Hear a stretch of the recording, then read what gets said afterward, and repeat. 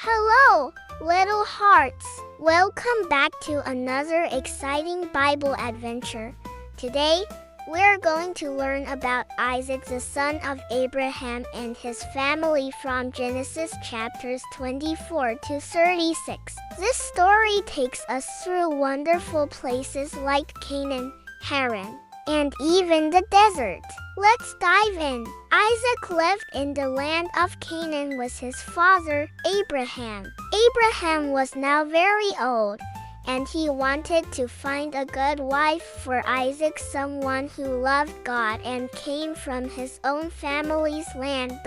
So Abraham called his oldest and most trusted servant. He said, "Go to my hometown of Haran, in the land of Mesopotamia. Find a wife for my son, Isaac."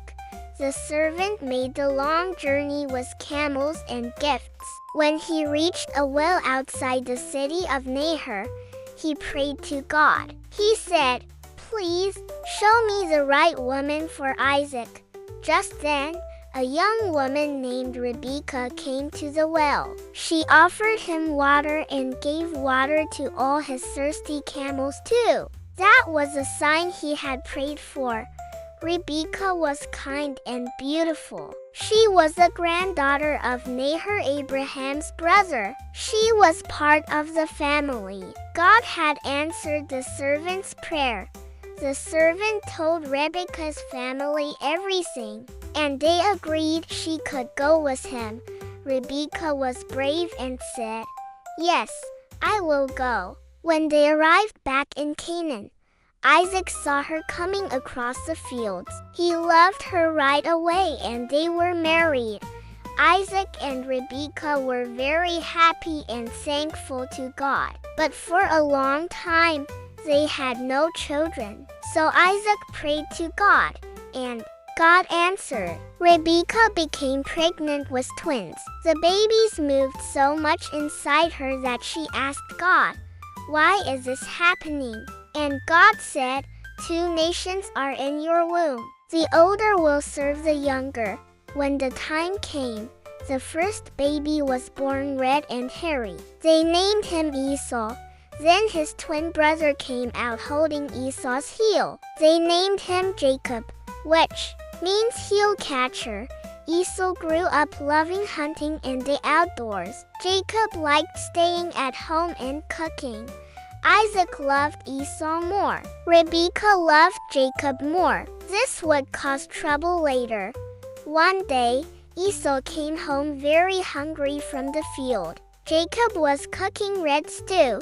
Esau said, "Give me some of that stew." Jacob replied, "Only if you sell me your birthright."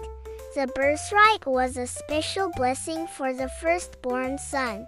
Esau said, "I'm so hungry I could die." "Fine, take it." So, for one bowl of food, Esau gave away his special blessing. Later, when Isaac was very old and blind, he wanted to bless Esau before he died. He told Esau, "Go hunt and make me some tasty food." But Rebekah remembered what God had said that Jacob would be the blessed one. So she helped Jacob dress up like Esau, even putting goat skins on his arms to feel hairy. Jacob brought food to Isaac and pretended to be Esau. Isaac was unsure, but he gave Jacob the special blessing meant for the firstborn. When Esau came later, he cried and said, "Bless me too, Father." But the blessing was already given. Esau was so angry, Jacob had to run away to stay safe. On the way to his uncle Laban's house in Haran, Jacob stopped for the night. He used a stone as a pillow and had a dream. He saw a ladder reaching up to heaven, with angels going up and down, and God spoke to him, "I am with you. I will give you this land and protect you everywhere you go." Jacob woke up and said, "Surely God is here." He named that place Bethel, which means house of God. When Jacob reached Haran, he met a beautiful young woman named Rachel at a well. She was kind, and Jacob helped water her sheep. Rachel was Laban's daughter, so Jacob stayed with their family and worked for them.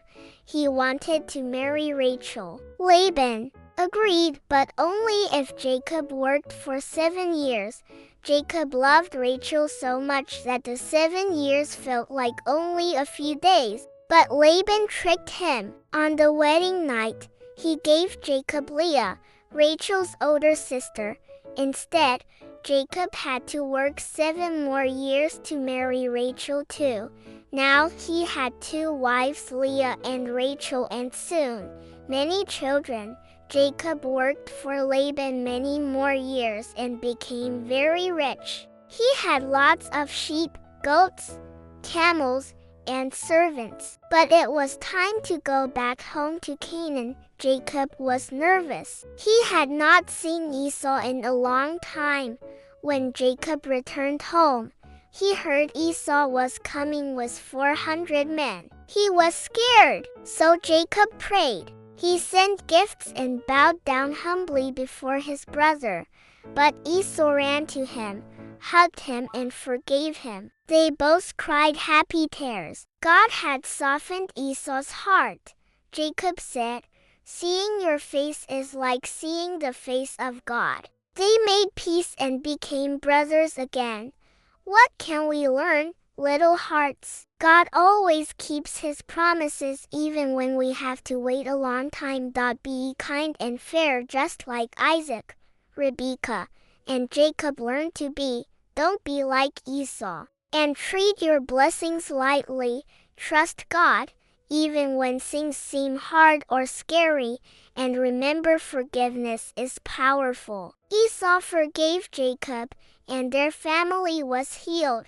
God is always with us just like he was with Isaac, Jacob, and Rebekah.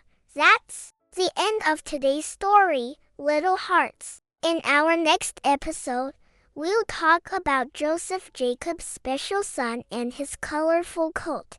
Don't forget to like, subscribe, and share this with your friends. Bye-bye for now.